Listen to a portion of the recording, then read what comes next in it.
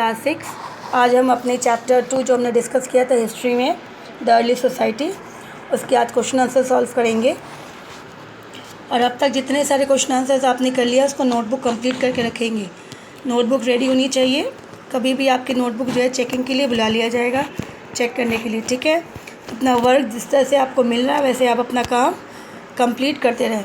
सारा काम लिखना है, स्टार्टिंग से, फिर इन द ब्लैंक से, ट्रू फॉल्स से, फिर मैच द कॉलम में, क्वेश्चन आंसर से, सभी जो है आपको वो सारा वर्क कंप्लीट करनी है। अब हम लोग आगे बढ़ेंगे चैप्टर्स के। सबसे पहले देखते हैं फिल इन द ब्लैंक्स में।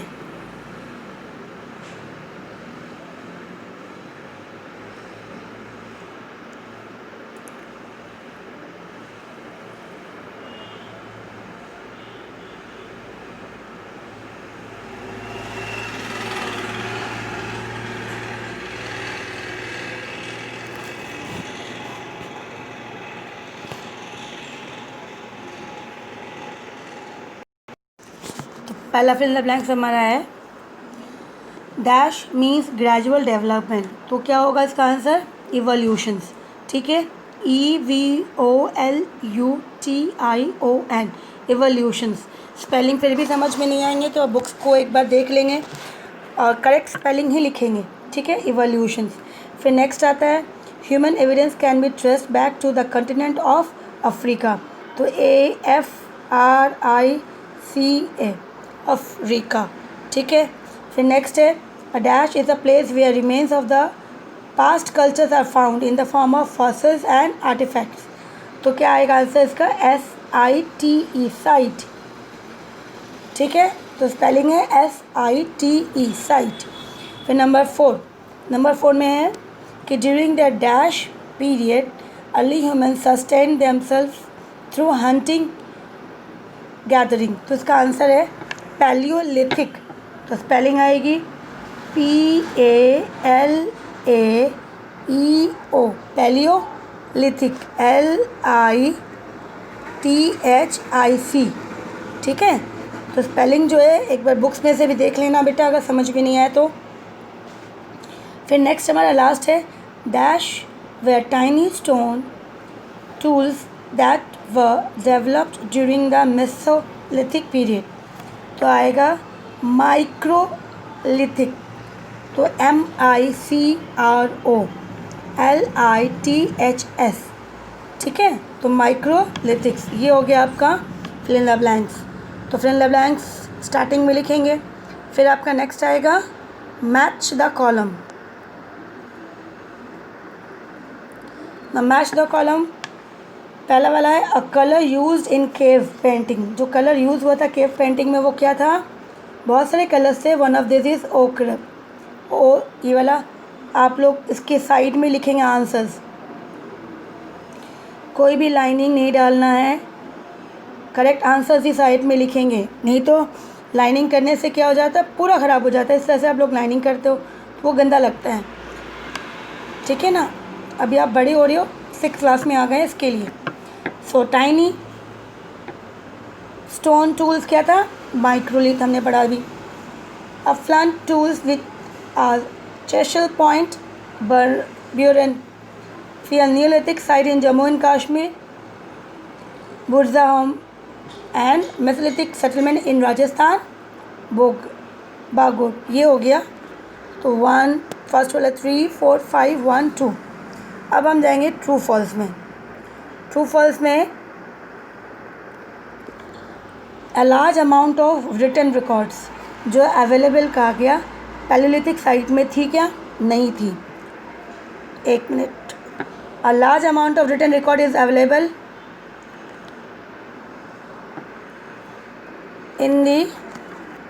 Is available for the palaeolithic age. एक मिनट, इसको वापस एक बार कंफर्म कर लूँ।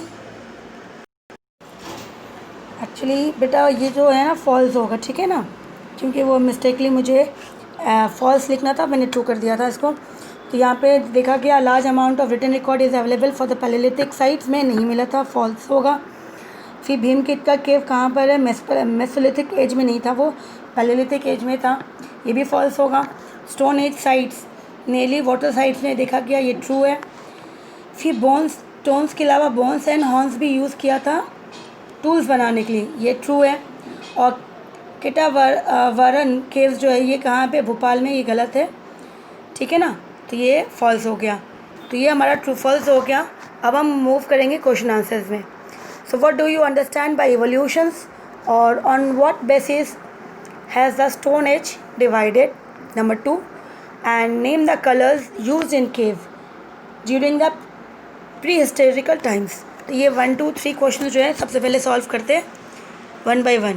तो पहला पेज में चलें आप, अपने फर्स्ट पेज में आप अपने बुक में जो है इसको अपनी पेंसिल से राइट डाउन कर लेंगे, टिक कर लेंगे, फिर बैठ के अपनी वर्क करना शुरू करेंगे नोटबुक में। मोबाइल से देख के नहीं करेंगे, सबसे पहले आप मोबाइल से आंसर्स को टिक कर लेंगे, ठीक है। उसके बाद फिर आप अपनी आराम से बुक्स खोल के अपने आंसर्स लिखेंगे। तो पहला वाला जो आंसर है इवोल्यूशन किसे कहते हैं, तो बहुत सिंपल छोटा सा है, जैसे फर्स्ट फिल द ब्लैंक्स में भी था। इवोल्यूशन मीन्स ग्रेजुअल डेवलपमेंट, तो यही है बस। What is the meaning of what is evolution? Evolution means gradual development, जो हो रही है धीरे धीरे, उसी को एवोल्यूशन कहते हैं। Number 2, the division of stone age, किस बेस पे डिवीजन किया था स्टोन एज पे?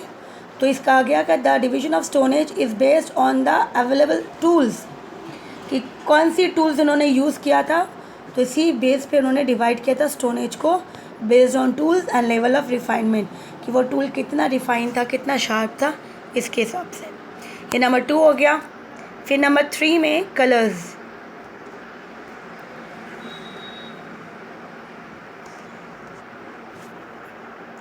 ना तो कलर्स कौन कौन से यूज़ किया गया था, तो कहा गया colours like red colour, white, green और क्रीम। ये जो थी कहा गया पेंटिंग जो थी mainly day to day life से यूज़ लेके वो बनाते थे, ठीक है ना, तो ये कलर्स यूज़ किया जाता था। ये D3 हो गया।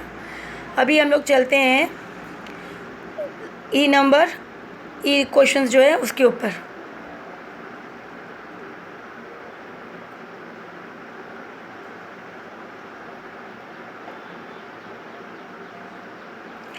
ये क्वेश्चन से एक बार रीड आउट कर लेते हैं, 1, 2, 3 क्वेश्चंस।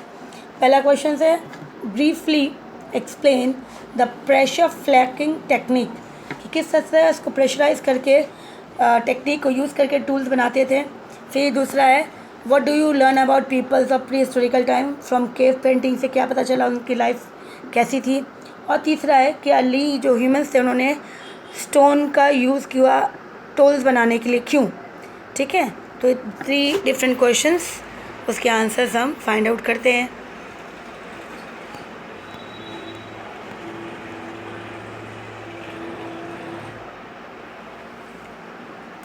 सबसे पहले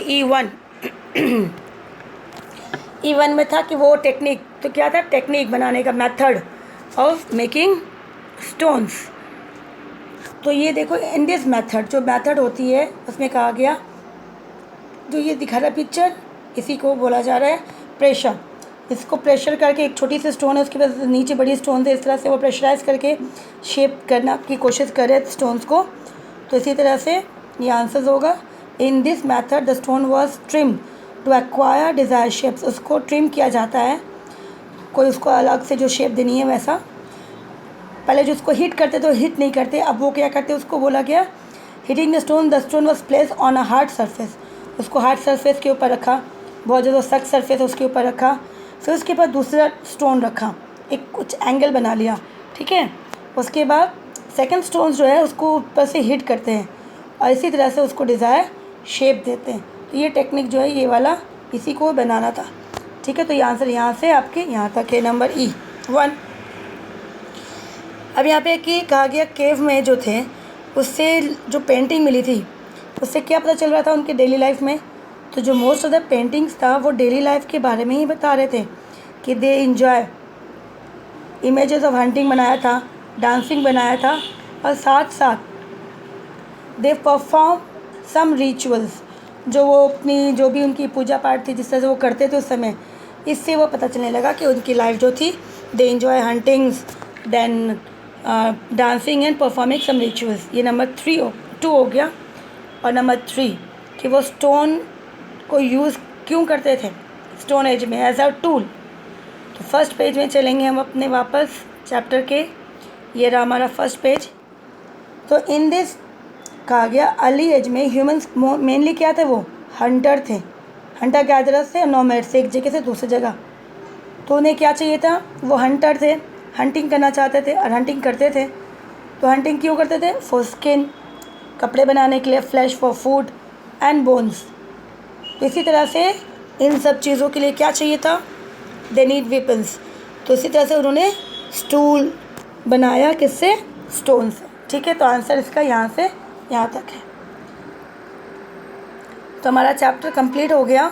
आप इसे कंप्लीट करके अपने नोटबुक में लिख लेना।